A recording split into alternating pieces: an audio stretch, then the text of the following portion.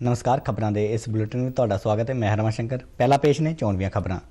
केंद्रीय गृह मंत्री अमित शाह ने दूरदर्शन के मेगा ऐतिहासिक हिंदी लड़ीवार भारत के स्वतंत्रता संग्राम की समग्र गाथा स्वराज का शुभ आरंभ किया।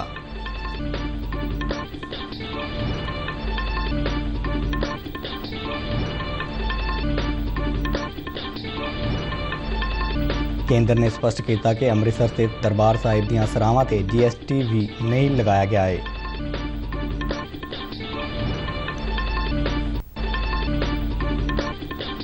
पंजाब के मुख्यमंत्री भगवंत मान ने सिंगल यूज प्लास्टिक तो छुटकारा पाने लई लोकां तो सहयोग की कीती मंग।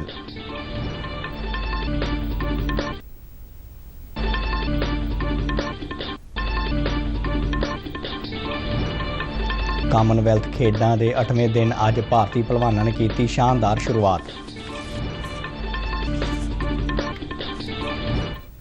ते हुण खबरां विस्तार नाल। केंद्रीय गृह मंत्री अमित शाह ने दूरदर्शन के मेगा ऐतिहासिक हिंदी लड़ीवार भारत के स्वतंत्रता संग्राम की समग्र गाथा स्वराज का अज नवी दिल्ली में शुभ आरंभ किया। 75 लड़ियां वाले इस हिंदी लड़ीवार राहीं भारत के स्वतंत्रता संग्राम के शानदार इतिहास के ਵੱਖ-ਵੱਖ पहलुओं को सामने लिया जाएगा। गृह मंत्री अमित शाह ने कहा कि स्वराज लड़ीवार का यतन भारतीयों को अपने सभ्याचार, कदरां कीमतां ते प्राचीन ग्रंथों बारे मान का एहसास कराउणा है।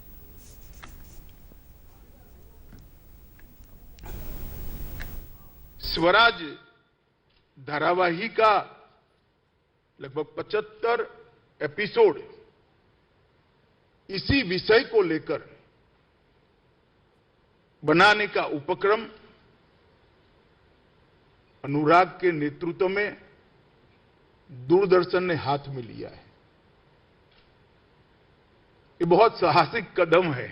जो लोग टीम के साथ जुड़े हैं, यहां बैठे हैं, मैं उन लोगों को भी कहना चाहता हूं कि बहुत साहसिक कदम है। शायद मैं ये एपिसोड न देखा होता तो जो अब बोलने जा रहा हूं वो न बोलता, मगर एपिसोड देखने के बाद मैं जरूर कहना चाहता हूं, क्योंकि बहुत सारे एपिसोड अभी बनने भी है, इसको लिखना भी है और वो पात्र को पुनर्जीवित कर कर उनके उद्देश्यों को चरितार्थ भी करना है।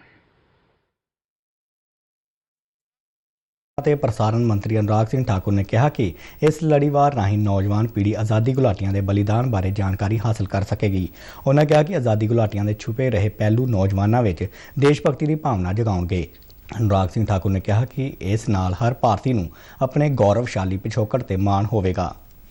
मैं जरूर यहाँ पर कहना चाहता हूँ, महान कवि रामधारी सिंह दिनकर जी की कुछ पंक्तियां मैं जरूर यहाँ पर कहना चाहता हूँ। जला अस्थियां बारी बारी, चिटकाई जिनमें चिंगारी, जो चढ़ गए पुण्य वेदी पर, लिए बिना गर्दन का मोल, कलम आज उनकी जय बोल, आज उनकी जय बोल। लगभग 20,000 युवाओं को रेडियो स्टेशन आकर रेडियो जॉकी बनने का अवसर भी मिला और अनसंग हीरोज के बारे में बात करने का अवसर भी मिला है। 4.5 करोड़ से ज्यादा फ्री डिश कनेक्शन आज देश भर में है, जहां गरीब भी बढ़िया से बढ़िया कार्यक्रम आज देख पा रहा है। ये भी माननीय प्रधानमंत्री जी की सोच और उसके कारण हम आगे बढ़ पा रहे हैं। मित्रों, आज मेरा दिल इसलिए भी आनंद से भर उठा है क्योंकि एक बहुत ही खूबसूरत और आजादी की गौरव गाथाओं से सजा हुआ एक ऐसा धारावाहिक हम आप सबके सामने पेश करने जा रहे हैं। नाम भी स्वराज है और स्वराज की कीमत हम भारतवासियों से बढ़कर कौन जानता है। इस लड़ीवार का प्रसारण 14 अगस्त तो रात 9 बजे तो 10 बजे तक अंग्रेजी के नाल 9 भारतीय भाषावां विच कीता जाएगा। इस लड़ीवार का प्रसारण आकाशवाणी ते भी कीता जाएगा। केंद्रीय अप्रत्यक्ष टैक्स ते कस्टम्स बोर्ड ने स्पष्ट किया है कि अमृतसर स्थित दरबार साहिब दी सरावां ते 12% GST नहीं लगाया गया है। अपने एक ट्वीट विच बोर्ड ने कहा कि श्रोमणी गुरुद्वारा प्रबंधक कमेटी दी सरावां ते कोई भी GST नहीं लगाया गया ते ना ही इस नूं भरन लई श्रोमणी गुरुद्वारा प्रबंधक कमेटी नूं किसी तरह का नोटिस भेजा गया है। बोर्ड ने कहा कि मीडिया के कुछ वर्ग ते सोशल मीडिया ते GST लगाउण संबंधी आ रही सारियां खबरां गलत ने। पंजाब के मुख्यमंत्री भगवंत मान ने पंजाब नूं हरिया भरिया रखण लई संगरूर जिले की धूरी तहसील के पिंड बेनड़ा तो शहीद आजम भगत सिंह हरियावल लहर की अज शुरुआत की। 72वें राज पੱਧਰੀ वन महोत्सव तहत आयोजित इस समागम दौरान उन्होंने दस्सिया कि सूबे के सारे 117 विधान सभा हल्किਆਂ ਵਿੱਚ तकरीबन 60 ਲੱਖ ਬੂਟਿਆਂ ਸਮੇਤ 13,000 ਤੋਂ ਵੱਧ ਤ੍ਰਿਵੇਣੀਆਂ ਨਿੰਮ ਪਿੱਪਲ ਤੇ ਬੋਰਡ ਲਗਾਏ ਜਾਣਗੇ। उन्होंने कहा कि वन विभाग दीयां ਵੱਖ-ਵੱਖ स्कीमां तहत 95 पवित्र वन 154 नानक बगीचियां 4 वातावरण पार्क ਅਤੇ 3 नगर वन तैयार किए जाएंगे। मुख्यमंत्री ने दस्सिया कि किसानों को गुणवत्ता वाले 20 ਲੱਖ कलोनल पौधे भी उपलब्ध करवाए जाएंगे। उन्होंने सारिਆਂ ਨੂੰ ਮਿਲ ਕੇ ਰੁੱਖ ਲਗਾਉਣ ਅਤੇ ਪੰਜਾਬ ਨੂੰ ਹਰਾ ਭਰਾ ਬਣਾਉਣ ਦਾ ਸੱਦਾ ਦਿੱਤਾ।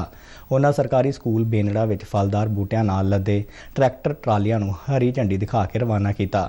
ਭਗਵੰਤ ਮਾਨ ਨੇ ਸਿੰਗਲ ਯੂਜ਼ ਪਲਾਸਟਿਕ ਤੋਂ ਛੁਟਕਾਰਾ ਪਾਉਣ ਲਈ ਲੋਕਾਂ ਤੋਂ ਸਹਿਯੋਗ ਦੀ ਮੰਗ ਕੀਤੀ ਅਤੇ ਆਉਣ ਵਾਲੀਆਂ ਨਸਲਾਂ ਲਈ ਵਾਤਾਵਰਣ ਬਚਾਉਣ ਵਾਸਤੇ ਵੱਧ ਤੋਂ ਵੱਧ ਪੌਦੇ ਲਾਉਣ ਲਈ ਪ੍ਰੇਰਿਆ।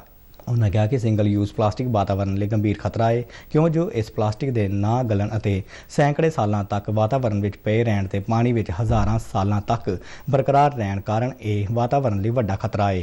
मुख्यमंत्री ने प्लास्टिक वाले लिफाफिਆਂ ਦੇ बदल वजों पंजाब प्रदूषण कंट्रोल बोर्ड वालों तैयार किया जूट का बैग भी जारी किया। इस मौके वित्त मंत्री हरपाल सिंह चीमा, लोक संपर्क मंत्री अमन अरोड़ा, वातावरण मंत्री गुरमीत सिंह मीथेर ਅਤੇ जंगलात मंत्री लाल चंद कटारू ਚੱਕ ने भी अपने विचार रखे। इस तो पहला मुख्यमंत्री भगवंत मान ने मस्तुआना साहिब विखे Sant Attar Singh state institute of medical science का नींह पत्थर रखा। 25 एकड़ में बनने वाले इस इंस्टीट्यूट से 345 करोड़ रुपए की लागत आने का अनुमान है। इस दौरान सिंगल यूज़ प्लास्टिक की वरतों ना करने संबंधी सूबे में अज तो जागरूकता मुहिम आरंभी गई है। इस मुहिम तहत सारे जिला हैडकुआटरां से जागरूकता समागम करवाए गए। इन्हां समागमां विच वख-वख जिलिਆਂ ਦੇ प्रशासन के अधिकारियों ते होर शख्सियतां ने हिस्सा लिया। इन्हां समागमां दौरान लोगों को चौगिरदे की रक्षा लई घातक प्लास्टिक की वरतों ना करने का अहद दिवाया गया। पंजाब के कौमांतरी सरहद नाल लगदे ਜ਼ਿਲ੍ਹਿਆਂ ਦੇ कई इलाकों में सुरक्षा तंत्र ਨੂੰ मजबूत करने लई पंजाब पुलिस ने सीमा सुरक्षा बल के नाल मिल के बीती रात तकरीबन 10 घंटे तक विशेष तलाशी मुहिम चलाई। पंजाब पुलिस के डायरैक्टर जनरल गौरव यादव ने एक ट्वीट में यह जानकारी दी है। इस मुहिम दौरान 7 ਜ਼ਿਲ੍ਹਿਆਂ के इलाकों में छानबीन की गई। पंजाब पुलिस के एक अधिकारी ने इस ऑपरेशन का मुख्य मकसद सरहदी खेत्र में नशीले पदार्थों और हथियारों, गोला बारूद, विस्फोटकों और ग्रनेडां नूं लिजाण वाले ड्रोनां की आवाजाही पर नज़र रखना दस्सिया। भारतीय जनता पार्टी के सूबा प्रधान अश्विनी शर्मा माझा खेत्र के अपने 3 ਜ਼ਿਲ੍ਹਿਆਂ के दौरे तहत अज अमृतसर पुजे। उन्होंने जिला मीत प्रधान मानव तनेजा की प्रधानगी हेठ हर घर तिरंगा अभियान संबंधी तैयारियों का जायजा लिया और मंडल पद्धर तक के वर्करां नाल एक विशेष मीटिंग की। सूबा जनरल सकत्तर ते अमृतसर के इंचार्ज जीवन गुप्ता समेत होर सीनियर आगू भी इस मौके पर हाजिर रहे। वर्करां नूं संबोधन करदਿਆਂ अश्विनी शर्मा ने कहा कि पार्टी ने घर घर तिरंगा लहराउण का प्रोग्राम कौमी पद्धर ते उलीकिया है और इस नूं कामयाब करने लई सारे वर्कर पूरी मेहनत नाल काम करन। उन्होंने कहा कि कोई भी घर अजिहा नहीं होना चाहिए है जिसकी छत ते तिरंगा ना लहरा रहा होवे। अश्विनी शर्मा ने कहा कि 9 अगस्त नूं हर मंडल में घट्टो घट्ट 75 मोटरसाइकिल दस्ताधारी सवार अपने हत्थां विच कौमी झंडा तिरंगा फड़ के अपने अपने खेतरां विच यात्रा प्रोग्राम की तजवीज़ बनाउण। आज़ादी का अमृत महोत्सव में समर्पित आज़ादी का सफ़र तहत असी भारत की आज़ादी में योगदान पाने वाले ਵੱਖ-ਵੱਖ मन्ने परमन्ने और गुमनाम आज़ादी संग्रामियों के जीवन के पहलुओं तो तुहानूं जाणू करवाते हाँ। इस तो इलावा आज़ादी के संघर्ष नाल जुड़ियां होर गतिविधियां बारे भी दसदे हाँ।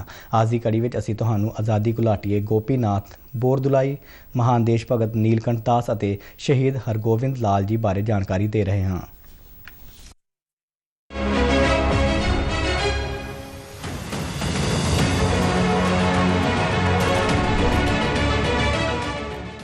ਅੱਜ ਅਸੀਂ ਆਜ਼ਾਦੀ ਘੁਲਾਟੀਏ ਗੋਪੀਨਾਥ ਬੋਰਦੁਲਈ ਨੂੰ ਯਾਦ ਕਰ ਰਹੇ ਹਾਂ, ਜਿਨ੍ਹਾਂ ਦਾ ਦੇਹਾਂਤ 5 ਅਗਸਤ 1950 ਨੂੰ ਹੋਇਆ ਸੀ। ਬੋਰਦੁਲਈ ਦਾ ਜਨਮ 6 ਜੂਨ 1890 ਨੂੰ ਅਸਮ ਦੇ ਰਾਹ ਵਿੱਚ ਹੋਇਆ ਸੀ। ਉਹ ਪੇਸ਼ੇ ਤੋਂ ਵਕੀਲ ਸਨ। ਉਹਨਾਂ ਨੇ ਅਸਹਿਯੋਗ ਅੰਦੋਲਨ ਵਿੱਚ ਸਰਗਰਮੀ ਨਾਲ ਹਿੱਸਾ ਲਿਆ ਅਤੇ 1922 ਵਿੱਚ ਜੇਲ੍ਹ ਗਏ। ਬੋਰਦੁਲਈ 1936 ਵਿੱਚ ਅਸਮ ਵਿਧਾਨ ਸਭਾ 'ਚ ਵਿਰੋਧੀ ਧਿਰ ਦੇ ਨੇਤਾ ਚੁਣੇ ਗਏ। 2 ਸਾਲ ਬਾਅਦ 1938 ਵਿੱਚ ਉਹ ਅਸਮ ਦੇ ਪ੍ਰੀਮੀਅਰ ਬਣੇ, ਪਰ ਦੂਜਾ ਵਿਸ਼ਵ ਯੁੱਧ ਸ਼ੁਰੂ ਹੋਣ ਤੋਂ ਬਾਅਦ 1939 ਵਿੱਚ ਉਹਨਾਂ ਅਤੇ ਉਹਨਾਂ ਦੇ ਮੰਤਰੀ ਮੰਡਲ ਨੇ ਅਸਤੀਫਾ ਦੇ ਦਿੱਤਾ। ਅਸਮ ਦੇ ਮੁੱਖ ਮੰਤਰੀ ਦੇ ਅਹੁਦੇ ਤੋਂ ਤਿਆਗ ਪੱਤਰ ਦੇਣ ਤੋਂ ਬਾਅਦ ਬੋਰਦੁਲਈ ਨੂੰ ਜੇਲ੍ਹ ਦੀ ਸਜ਼ਾ ਹੋਈ। 1944 ਵਿੱਚ ਰਿਹਾ ਹੋਣ ਤੋਂ ਬਾਅਦ 1946 ਵਿੱਚ ਇੱਕ ਵਾਰ ਫੇਰ ਅਸਮ ਦੇ ਮੁੱਖ ਮੰਤਰੀ ਚੁਣੇ ਗਏ। ਬੋਰਦੁਲਈ ਨੇ ਅਸਮ 'ਚ ਸੰਵਿਧਾਨ ਸਭਾ ਦੇ ਮੈਂਬਰ ਦੇ ਰੂਪ 'ਚ ਕਾਰਜ ਕੀਤਾ। ਬੋਰਦੁਲਾਈ ਆਜ਼ਾਦ ਭਾਰਤ ਵਿੱਚ ਅਸਮ ਦੇ ਪਹਿਲੇ ਮੁੱਖ ਮੰਤਰੀ ਬਣੇ। ਉਨ੍ਹਾਂ ਨੇ ਪ੍ਰਗਤੀਸ਼ੀਲ ਉਦਯੋਗਿਕ ਅਤੇ ਸਿੱਖਿਆ ਨੀਤੀਆਂ ਲਾਗੂ ਕੀਤੀਆਂ ਅਤੇ ਗੁਹਾਟੀ ਵਿਸ਼ਵ ਵਿਦਿਆਲਾ ਸਮੇਤ ਕਈ ਵਿਸ਼ਵ ਵਿਦਿਆਲਿਆਂ ਦੀ ਸਥਾਪਨਾ ਵੀ ਕੀਤੀ। ਬੋਰਦੁਲਾਈ ਨੂੰ ਹਰਮਨ ਪਿਆਰੇ ਦੀ ਉਪਾਧੀ ਨਾਲ ਸਨਮਾਨਿਤ ਕੀਤਾ ਗਿਆ। ਮਹਾਨ ਰਾਸ਼ਟਰਵਾਦੀ ਗੋਪੀਨਾਥ ਬੋਰਦੁਲਾਈ ਦਾ ਮੁੱਖ ਮੰਤਰੀ ਅਹੁਦੇ ਤੇ ਰਹਿੰਦਿਆਂ ਹੋਇਆਂ 5 ਅਗਸਤ 1950 ਨੂੰ ਦੇਹਾਂਤ ਹੋ ਗਿਆ। ਜਨਤਕ ਖੇਤਰ ਵਿੱਚ ਯੋਗਦਾਨ ਲਈ ਬੋਰਦੁਲਾਈ ਨੂੰ ਮਰਨ ਉਪਰੰਤ 1999 ਚ ਭਾਰਤ ਰਤਨ ਨਾਲ ਸਨਮਾਨਿਤ ਕੀਤਾ ਗਿਆ। 2022 ਚ ਸੰਸਦ ਵਿੱਚ ਬੋਰਦੁਲਾਈ ਦੇ ਬੁੱਤ ਤੋਂ ਪਰਦਾ ਹਟਾਉਣ ਦੀ ਰਸਮ ਹੋਈ। ਮਹਾਨ ਭਾਰਤੀ ਬੋਰਦੁਲਾਈ ਨੂੰ ਨਿੱਘੀ ਸ਼ਰਧਾਂਜਲੀ। ਅੱਜ ਅਸੀਂ ਨੀਲਕੰਠ ਦਾਸ ਨੂੰ ਵੀ ਯਾਦ ਕਰ ਰਹੇ ਹਾਂ। ਉਨ੍ਹਾਂ ਦਾ ਜਨਮ 5 ਅਗਸਤ 1884 ਨੂੰ ਉੜੀਸਾ ਦੇ ਪੁਰੀ ਜ਼ਿਲ੍ਹੇ ਦੇ ਸ਼੍ਰੀ ਰਾਮਚੰਦਰਪੁਰ ਪਿੰਡ ਵਿੱਚ ਹੋਇਆ ਸੀ। ਉਤਕਲਮਣੀ ਗੋਪਬੰਧੂ ਦਾਸ, ਆਚਾਰਿਆ ਹਰੀਹਰ ਦਾਸ, ਪੰਡਿਤ ਗੋਦਾ ਮਿਸ਼ਰਾ ਅਤੇ ਪੰਡਿਤ ਕਿਰਪਾ ਸਿੰਧੂ ਮਿਸ਼ਰਾ ਦੇ ਨਾਲ ਨੀਲਕੰਠ ਦਾਸ ਸੱਤਵਾਦੀ ਯੁੱਗ ਦੀ ਪੰਜ ਸ਼ਾਖਾ 'ਚ ਸ਼ਾਮਿਲ ਨੇ, ਜਿਨ੍ਹਾਂ ਨੇ ਉੜੀਸਾ ਵਿੱਚ ਸਿੱਖਿਆ ਅਤੇ ਸੰਸਕ੍ਰਿਤੀ ਦੇ ਖੇਤਰ ਵਿੱਚ ਪੁਨਰ ਜਾਗਰਣ ਲਿਆਉਣ ਅਤੇ ਇਸ ਦੀ ਸਮਰਿੱਧੀ ਯਕੀਨਨ ਬਣਾਉਣ ਦਾ ਸੰਕਲਪ ਲਿਆ ਸੀ। ਨੀਲਕੰਠ ਨੇ ਬ੍ਰਿਟਿਸ਼ ਸਰਕਾਰ ਦੀ ਆਕਰਸ਼ਕ ਨੌਕਰੀ ਦੇ ਪ੍ਰਸਤਾਵ ਨੂੰ ਠੁਕਰਾ ਦਿੱਤਾ ਸੀ ਅਤੇ ਸੱਤਿਆਵਾਦੀ ਹਾਈ ਸਕੂਲ ਦੇ ਹੈਡਮਾਸਟਰ ਦੇ ਰੂਪ 'ਚ ਸੇਵਾ ਕਰਨਾ ਪਸੰਦ ਕੀਤਾ। ਬਾਅਦ ਵਿੱਚ ਉਹਨਾਂ ਨੇ ਉੜੀਆ ਅਤੇ ਦਰਸ਼ਨ ਸ਼ਾਸਤਰ ਦੇ ਪ੍ਰੋਫੈਸਰ ਦੇ ਰੂਪ 'ਚ ਕੰਮ ਕੀਤਾ, ਪਰ ਅਸਹਿਯੋਗ ਅੰਦੋਲਨ ਵਿੱਚ ਹਿੱਸਾ ਲੈਣ ਲਈ ਉਹਨਾਂ ਨੇ ਨੌਕਰੀ ਛੱਡ ਦਿੱਤੀ। ਉਨ੍ਹਾਂ ਨੂੰ ਉਤਕਲ ਪ੍ਰਦੇਸ਼ ਕਾਂਗਰਸ ਕਮੇਟੀ ਦੇ ਕਾਰਜਕਾਰੀ ਮੈਂਬਰ ਅਤੇ ਅਖਿਲ ਭਾਰਤੀ ਕਾਂਗਰਸ ਕਮੇਟੀ ਦੇ ਮੈਂਬਰ ਦੇ ਰੂਪ 'ਚ ਚੁਣਿਆ ਗਿਆ। ਉਨ੍ਹਾਂ ਨੇ ਸੰਬਲਪੁਰ ਤੋਂ ਸੇਵਾ ਨਾਂ ਦਾ ਸਮਾਚਾਰ ਪੱਤਰ ਦਾ ਸੰਪਾਦਨ ਕੀਤਾ। 1922 ਵਿੱਚ ਸੁਤੰਤਰਤਾ ਸੰਗਰਾਮ 'ਚ ਹਿੱਸਾ ਲੈਣ ਲਈ ਉਨ੍ਹਾਂ ਨੂੰ ਗ੍ਰਿਫਤਾਰ ਕਰ ਲਿਆ ਗਿਆ ਅਤੇ 6 ਮਹੀਨਿਆਂ ਲਈ ਹਜ਼ਾਰੀਬਲ ਜੇਲ੍ਹ ਵਿੱਚ ਕੈਦ ਕਰ ਦਿੱਤਾ ਗਿਆ। 1923 ਵਿੱਚ ਨੀਲਕੰਠ ਦਾਸ ਸੈਂਟਰਲ ਅਸੈਂਬਲੀ ਦੇ ਮੈਂਬਰ ਚੁਣੇ ਗਏ। ਉਨ੍ਹਾਂ ਨੇ 1926 ਵਿੱਚ ਸ਼ਿਮਲਾ ਸੰਮੇਲਨ 'ਚ ਹਿੱਸਾ ਲਿਆ। 1928 ਵਿੱਚ ਪੰਡਿਤ ਗੋਪਬੰਧੂ ਦੀ ਮੌਤ ਤੋਂ ਬਾਅਦ ਉਨ੍ਹਾਂ ਨੇ ਉੜੀਸਾ ਵਿੱਚ ਕਾਂਗਰਸ ਦੀ ਅਗਵਾਈ ਕੀਤੀ। ਸਵੰਨਿਆ ਅਵਗਿਆ ਅੰਦੋਲਨ ਦੌਰਾਨ ਉਨ੍ਹਾਂ ਨੇ ਨਮਕ ਸੱਤਿਆਗ੍ਰਹਿ 'ਚ ਹਿੱਸਾ ਲਿਆ, ਜਿਸ ਲਈ ਉਨ੍ਹਾਂ ਨੂੰ ਫਿਰ 6 ਮਹੀਨਿਆਂ ਦੀ ਜੇਲ੍ਹ ਹੋਈ। ਉਨ੍ਹਾਂ ਨੇ ਵਿਹੂਣੇ ਵਰਗਾਂ ਦੀ ਭਲਾਈ ਲਈ ਅੰਦੋਲਨ ਸ਼ੁਰੂ ਕੀਤਾ ਅਤੇ ਨਵ ਭਾਰਤ ਨਾਂ ਦੇ ਮਾਸਿਕ ਪੱਤਰ ਦਾ ਸੰਪਾਦਨ ਕੀਤਾ। ਨੀਲਕੰਠ ਦਾਸ ਨੇ ਗੀਤਾ ਤੇ ਟਿੱਪਣੀਆਂ ਲਿਖੀਆਂ। ਉਨ੍ਹਾਂ ਦੀਆਂ ਮਹਾਨ ਕਵਿਤਾਵਾਂ ਨੂੰ ਉੜੀਸਾ ਭਾਸ਼ਾ ਵਿੱਚ ਵਧੀਆ ਕਿਰਤਾਂ 'ਚ ਸ਼ਾਮਿਲ ਕੀਤਾ ਗਿਆ।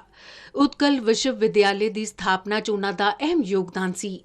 ਆਜ਼ਾਦੀ ਤੋਂ ਬਾਅਦ ਨੀਲਕੰਠ 1951 ਅਤੇ 1957 'ਚ ਉੜੀਸਾ ਵਿਧਾਨ ਸਭਾ ਦੇ ਮੈਂਬਰ ਚੁਣੇ ਗਏ। ਨੀਲਕੰਠ ਦਾਸ ਨੇ 6 ਨਵੰਬਰ 1967 ਨੂੰ ਆਖਰੀ ਸਾਹ ਲਏ।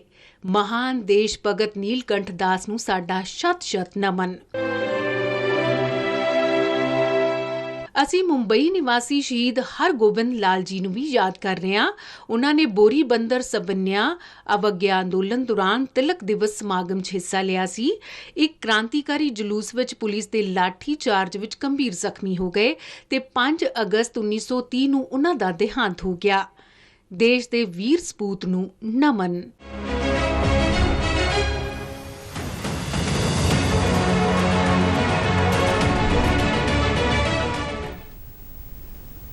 ਆਜ਼ਾਦੀ ਕਾ ਅੰਮ੍ਰਿਤ ਮਹੋਤਸਵ ਤਹਿਤ ਇੱਕ ਭਾਰਤ ਸ਼੍ਰੇਸ਼ਠ ਭਾਰਤ ਯੋਜਨਾ ਦੀ ਲੜੀ ਵਿੱਚ ਆਂਧਰ ਪ੍ਰਦੇਸ਼ ਦੇ 52 ਵਿਦਿਆਰਥੀ ਇੰਨੇ ਦਿਨੀ ਪੰਜਾਬ ਦਾ ਦੌਰਾ ਕਰ ਰਹੇ ਨੇ। ਇਹਨਾਂ ਵਿਦਿਆਰਥੀਆਂ ਨੇ ਜਲੰਧਰ ਲਾਗੇ ਸਥਿਤ ਨਿੱਜੀ ਯੂਨੀਵਰਸਿਟੀ LPU ਵਿਖੇ ਅੱਜ ਵੱਖ-ਵੱਖ ਸਰਗਰਮੀਆਂ ਵਿੱਚ ਹਿੱਸਾ ਲਿਆ। ਵਿਦਿਆਰਥੀਆਂ ਨੇ ਖੇਡਾਂ ਵਿੱਚ ਮੱਲਾਂ ਮਾਰਨ ਵਾਲੇ ਕੌਮਾਂਤਰੀ ਜੂਡੋ ਪਲੇਅਰ ਭੁਪਿੰਦਰ ਸਿੰਘ ਅਤੇ ਜੂਡੋ ਦੇ ਕਾਮਨਵੈਲਥ ਖੇਡਾਂ ਦੇ ਚਾਂਦੀ ਦਾ ਤਮਗਾ ਪ੍ਰਾਪਤ ਨਿਤਿਨ ਨਾਲ ਆਪਣੇ ਵਿਚਾਰ ਸਾਂਝੇ ਕੀਤੇ। ਆਂਧਰ ਪ੍ਰਦੇਸ਼ ਦੇ ਇਹਨਾਂ ਵਿਦਿਆਰਥੀਆਂ ਨੇ ਕਬੱਡੀ, ਪਿੱਠੂ ਗਰਮ, ਵਾਲੀਬਾਲ, ਬੈਡਮਿੰਟਨ ਅਤੇ ਕੁਸ਼ਤੀ ਸਮੇਤ ਹੋਰਨਾਂ ਖੇਡਾਂ ਵਿੱਚ ਪੂਰੇ ਉਤਸ਼ਾਹ ਨਾਲ ਹਿੱਸਾ ਲਿਆ। ਇਸ ਤੋਂ ਇਲਾਵਾ ਆਪਸੀ ਪਿਆਰ ਨੂੰ ਵਧਾਉਣ ਵਾਲੇ ਪ੍ਰੋਗਰਾਮਾਂ ਵਿੱਚ ਇਹਨਾਂ ਵਿਦਿਆਰਥੀਆਂ ਨੇ ਸ਼ਿਰਕਤ ਕੀਤੀ ਤਾਂ ਜੋ ਦੋਹਾਂ ਸੂਬਿਆਂ ਦੇ ਵਿਦਿਆਰਥੀ ਆਪਸ ਵਿੱਚ ਖੇਤਰੀ ਭਾਸ਼ਾ ਨੂੰ ਸਮਝ ਸਕਣ। ਪੰਜਾਬ ਦੇ ਅਮੀਰ ਵਿਰਸੇ ਨੂੰ ਦਰਸਾਉਂਦਾ ਸੱਭਿਆਚਾਰਕ ਪ੍ਰੋਗਰਾਮ ਵੀ ਪੇਸ਼ ਕੀਤਾ ਗਿਆ। ਬਰਮਿੰਘਮ ਵਿੱਚ ਚੱਲ ਰਹੀਆਂ ਕਾਮਨਵੈਲਥ ਖੇਡਾਂ ਦੇ ਅੱਜ 8ਵੇਂ ਦਿਨ ਭਾਰਤੀ ਪਹਿਲਵਾਨਾਂ ਨੇ ਸ਼ਾਨਦਾਰ ਸ਼ੁਰੂਆਤ ਕੀਤੀ। ਪਹਿਲਵਾਨ ਦੀਪਕ ਪੂਨੀਆ 86 ਕਿਲੋਗ੍ਰਾਮ ਭਾਰ ਵਰਗ ਦੇ ਕੁਆਟਰ ਫਾਈਨਲ ਵਿੱਚ ਦਾਖਲ ਹੋ ਗਏ ਨੇ। ਇਸੇ ਤਰ੍ਹਾਂ ਪਹਿਲਵਾਨ ਬਜਰੰਗ ਪੂਨੀਆ ਨੇ ਵੀ 65 ਕਿਲੋਗ੍ਰਾਮ ਭਾਰ ਵਰਗ ਦੇ ਕੁਆਟਰ ਫਾਈਨਲ ਵਿੱਚ ਥਾਂ ਬਣਾਈ ਏ। ਪੈਰਾ ਟੇਬਲ ਟੈਨਿਸ ਖਿਡਾਰੀ ਭਾਵਨਾ ਪਟੇਲ ਨੇ ਦੇਸ਼ ਲਈ ਇੱਕ ਮੈਡਲ ਪੱਕਾ ਕਰ ਲਿਆ ਏ। ਉਸ ਨੇ ਇੰਗਲੈਂਡ ਦੀ ਖਿਡਾਰਨ ਨੂੰ ਹਰਾਇਆ। ਮਰਦਾਂ ਦੀ ਰਿਲੇ ਟੀਮ 4x4 100 ਮੀਟਰ ਦੇ ਫਾਈਨਲ ਲਈ ਕੁਆਲੀਫਾਈ ਕਰ ਗਈ ਏ। ਪੰਜਾਬ ਦੇ ਜਲੰਧਰ, ਕਪੂਰਥਲਾ, ਸ਼ਹੀਦ ਭਗਤ ਸਿੰਘ ਨਗਰ, ਹੁਸ਼ਿਆਰਪੁਰ ਅਤੇ ਤਰਨਤਾਰਨ ਜ਼ਿਲ੍ਹਿਆਂ ਦੇ ਨੌਜਵਾਨ ਮੁੰਡਿਆਂ ਦੀ ਫੌਜ ਵਿੱਚ ਅਗਨੀਵੀਰ ਭਰਤੀ ਰੈਲੀ ਲਈ ਆਨਲਾਈਨ ਰਜਿਸਟ੍ਰੇਸ਼ਨ ਅੱਜ ਤੋਂ ਸ਼ੁਰੂ ਹੋ ਗਈ ਹੈ। ਇਹ ਰਜਿਸਟ੍ਰੇਸ਼ਨ 3 ਸਤੰਬਰ ਤੱਕ ਜਾਰੀ ਰਹੇਗੀ। ਫੌਜ ਦੇ ਇੱਕ ਬੁਲਾਰੇ ਨੇ ਦੱਸਿਆ ਕਿ ਭਰਤੀ ਰੈਲੀ ਜਲੰਧਰ ਛਾਉਣੀ ਵਿਖੇ ਆਰਮੀ ਪਬਲਿਕ ਸਕੂਲ ਦੇ ਪ੍ਰਾਇਮਰੀ ਵਿੰਗ ਦੀ ਗਰਾਊਂਡ ਤੇ 21 ਨਵੰਬਰ ਤੋਂ 5 ਦਸੰਬਰ ਤੱਕ ਆਯੋਜਿਤ ਕੀਤੀ ਜਾਵੇਗੀ। ਇਸ ਸੰਬੰਧੀ ਵਧੇਰੇ ਜਾਣਕਾਰੀ ਵੈਬਸਾਈਟ www.joinindianarmy.nic.in ਤੋਂ ਲਈ ਜਾ ਸਕਦੀ ਹੈ। ਖਬਰਾਂ ਦੇ ਬੁਲੇਟਿਨ ਸਾਡੇ ਦਰਸ਼ਕ RNU DDK ਜਲੰਧਰ ਦੇ YouTube ਚੈਨਲ, Facebook ਪੇਜ ਅਤੇ Twitter ਹੈਂਡਲ ਤੇ ਵੀ ਦੇਖ ਸਕਦੇ ਨੇ। ਤੇ ਇਸ ਦੇ ਨਾਲ ਹੀ ਖਬਰਾਂ ਦਾ ਇਹ ਬੁਲੇਟਿਨ ਖਤਮ ਹੋਇਆ। ਇਜਾਜ਼ਤ ਦਿਓ। ਨਮਸਕਾਰ।